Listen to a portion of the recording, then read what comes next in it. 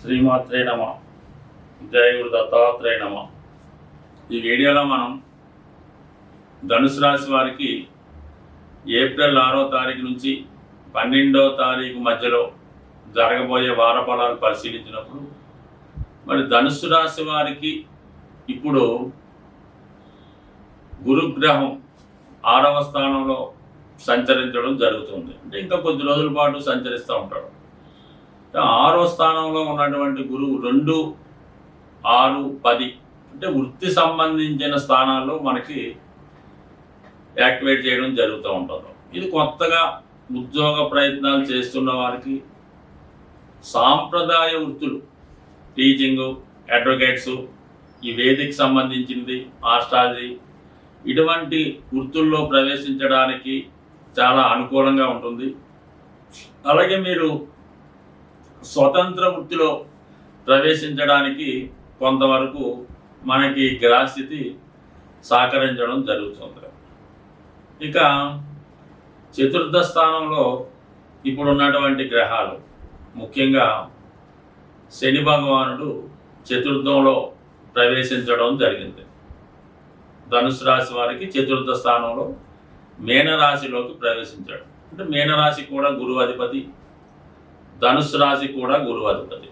అంటే ఇప్పుడు ఈ విధంగా ఉందంటే మరి 4వ స్థానంలోకి ప్రవేశించినటువంటి శని ధనుసు రాశిలో ఉంటే ఎటువంటి ఫలితం ఇవ్వడం జరుగుతుందో అటువంటి ఫలితం ఇవ్వడం జరుగుతుంది. అంటే మీకు జన్మశని ప్రభావం కనబడుతూ ఉంటుంది. అంటే ఏంటి దీనివల్ల పోస్ట్ పోన్ మెంటాలిటీ, బద్ధకం పెరగడం, తర్వాత చేద్దాం అనుకోవడం, ప్రతిదానికి ఇసుక్కోవడం, ఎవరన్నా వస్తే వాళ్ళ దగ్గర హుందాగా ప్రవర్తించి వాళ్ళకి బయటికి పంపే ప్రయత్నం చేయడం, తనను తాను గొప్పగా ఊహించుకోవడం, చాలా బిజీగా ఉన్నట్టు ఊహించుకోవడం జరుగుతూ ఉంటుంది. సో అది ప్రభావం చూస్తూ ఉంటుంది. ఏమవుతుందంటే మామూలు శని భగవానుడే కదా, ఈ ధనుసు రాశి వారికి ఏముంది, ధనాధిపతే కదా, ధనాధిపతి 4లో కొంత ధనాన్ని ఇస్తాడు అనుకోవడం ఒక వరకు కరెక్టే.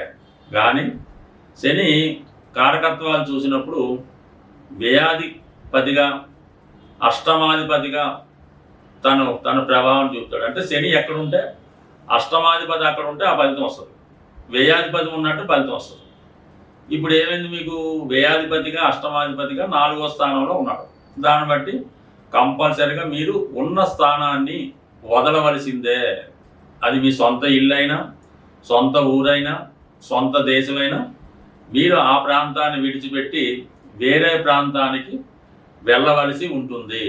అంటే ఉన్నాయి స్థిరాస్తి ఏమైనా ఉంటే అమ్మి వేరే చోటికి మైగ్రేట్ అవ్వచ్చు. మొత్తం మీద మీకు అర్థమై ఉంటుంది అనుకుంటాను. ప్లేస్ ఆఫ్ చేంజ్ ఉంటుంది.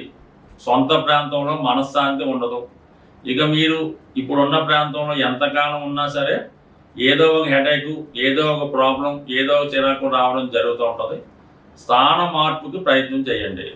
ఇక చతుర్థంలో ఉన్న గ్రహాలు ఆటోమేటిక్గా దశమాన్ని చూస్తుంటాయి. దశమాన్ని ఈ గ్రహాలు ఏంటి, అష్టమాధిపతి, వ్యయాధిపతి చూసినప్పుడు ఏమవుతుంది, ఆటోమేటిక్గా ఉద్యోగంలో ఇబ్బంది కలగడం జరుగుతుంది.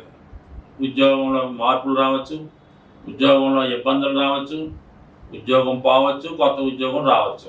అందుకని మనం ముందుగా ఈ గురువుని చెప్పడం జరిగింది. కాబట్టి మీరు ఏదైనా టెంపరీ ఉద్యోగాలు లాంటివి ఉంటే కొత్త ఉద్యోగ ప్రయత్నాలు చేసుకుంటే ఉత్తమంగా ఉంటుంది.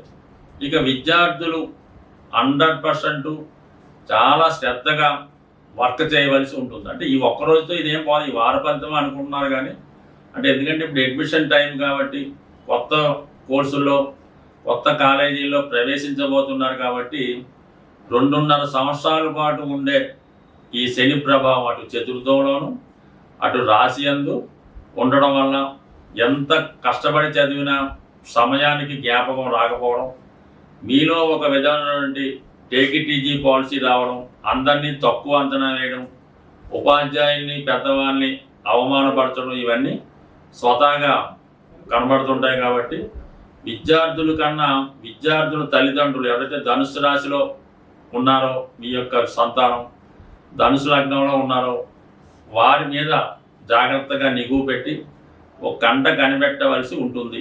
బట్ ఏదైనా ఈ విషయంలో జాగ్రత్త వహించండి.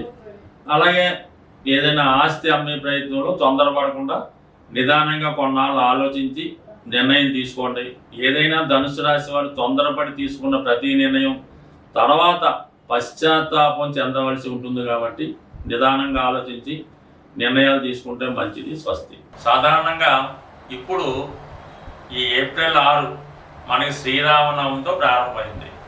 ఏప్రిల్ 12 పౌర్ణమితో ఎండ్ అవుతుంది. అంటే శ్రీరామనవమి 2 కార్యక్రమాలకి మన ద్వాదశ రాశుల వారికి అనుకూలత ఉంటుంది. ఎవరైతే ఈ శ్రీరామనవమి అంటే కళ్యాణం జరుగుతుంది, అట్ ది సేమ్ టైం పట్టాభిషేకం కూడా చేస్తారు. దానివల్ల ఏమైందంటే నిరుద్యోగులు ఉద్యోగం కొరకు ఎదురు చూస్తున్న వారికి ఈ శ్రీరామ కళ్యాణ కార్యక్రమంలో పాల్గొంటే కంపల్సరిగా ఉద్యోగం లభిస్తుంది. అది ఎంతదైనా వాళ్ళ అర్హతను బట్టి లభిస్తుంది. ఇంకోటి ఏంటంటే కళ్యాణం కానున్నటువంటి అబ్బాయిలకు కానీ అమ్మాయిలకు కానీ ఆ శ్రీరామనవమి అంటే మీరు భద్రాచలంలోనే కాదు, ఎక్కడ ఏ పందిరిలో ఏ దేవస్థానంలో కళ్యాణం చేస్తున్నా అందులో పాల్గొని ఆ తలంబరాలు మీ తల మీద పడేలా చూసుకోండి. లేదంటే కొన్ని తలంబరాలు సేకరించి ఇంటికి వచ్చిన తర్వాత ఎవరికైతే పెళ్ళి కావాల్సి ఉందో వాళ్ళు తల మీద కొన్ని తలంబరాలు చల్లడం వల్ల నమ్మకంగా 100% వివాహం జరుగుతుంది, అటు ఉద్యోగం కూడా లభిస్తుంది. అందుకనే ఏదైనా ఒక శుభకార్యం పెళ్ళి దేవుడు కళ్యాణం తర్వాత చేయడానికి సుమారుగా ఒక 6 నెలలు బట్టి ఎదురు చూస్తుంటారు. మరి చాలా హ్యాపీగా ఈ వారం ఏర్పడినటువంటి శ్రీరామనవమి చాలా వీళ్ళిద్దరికీ కూడా చాలా అంటే నిరుద్యోగులకి వివాహం కాలని వారికి అనుకూలంగా ఉంది. ఇక తర్వాత ఏంటంటే ఏప్రిల్ 12 పౌర్ణమి. అంటే ఈ చైత్ర మాసంలో వచ్చినటువంటి పౌర్ణమి చాలా అమ్మవారికి చాలా ఇష్టమైనది కాబట్టి ఎవరైతే చాలా ఆర్థిక ఇబ్బందులను పడుతున్నారో వారు ఈ పౌర్ణమి రోజు మీ కుటుంబంలో అందరూ సమిష్టిగా ఒక మాట మీద నిలబడి పాయసం తయారు చేయించాలన్నమాట. చక్కగా కొత్త బియ్యంతో మరి పాలతో పాయసం తయారు చేసి అది దేవాలయం దగ్గర ఉన్నటువంటి భక్తులు కావచ్చు, లేదంటే మీ గృహంలో ఉన్నటువంటి భక్తులు కావచ్చు, మీ బంధువులకు కావచ్చు, కంపల్సరీగా పాయసాన్ని చక్కగా వాళ్ళు కడుపు నిండా తినేలాగా పెట్టడం చేయండి. అదే రోజు సాయంకాలం అప్పటిదాకా నియమంగా ఉండి ఈ లలితా సహస్రనామాన్ని పారాయణ చేస్తూ చంద్రబింబంలో అమ్మవారిని ఊహించుకొని మీరు చదవాలన్నమాట. విన్నా పర్లేదు, జాగ్రత్తగా కంపల్సరీగా ఈ 2 చేసి చూడండి.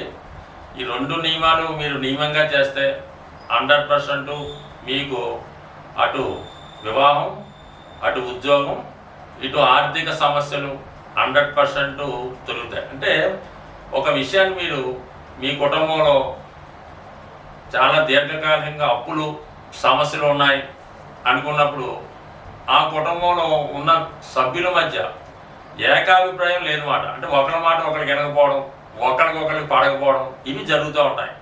ముఖ్యంగా భార్య భర్తను ద్వేషించడం ఇలాంటి కార్యక్రమాలు జరుగుతుంటేనే ఆ గృహంలో శుభకార్యాలు వాయిదా పడుతుంటాయి. అలాగే రుణాలు పెరుగుతూ ఉంటాయి అన్నమాట. సో అందువల్ల ఏంటంటే ముఖ్యంగా పిల్లలు అంటే పిల్లలంటే ఉంది 30 సంవత్సరాలు దాటినా కూడా పెళ్ళిళ్ళు కాకుండా ఉద్యోగాలు లేకుండా ఉన్నవాళ్ళు వీళ్ళు ఎక్కువగా తల్లిదండ్రులను విమర్శిస్తూ ఉంటారు అన్నమాట. మాకేం చేయలేదు, మమ్మల్ని చూడలేదు, ఏదో విధంగా ఇబ్బంది పెడుతూ అవహేళనగా మాట్లాడుతూ ఇతరుల దగ్గర చిన్నబుస్తూ ఉంటారు. ఇది చాలా పొరపాటు. మీ ఫాదరు మీ తండ్రి వాళ్ళు ఎటువంటి వారైనా అవ్వచ్చు, వారిని గౌరవించి వారి మాట వినడం ద్వారా మీరు ఏదైనా పని చేసినప్పుడు వాడితో చెప్పి చేయడం వల్ల కంపల్సరీగా మీ యొక్క జాతకంలో సూర్యుడు యాక్టివేట్ అవుతాడు, చంద్రుడు యాక్టివేట్ అవుతాడు.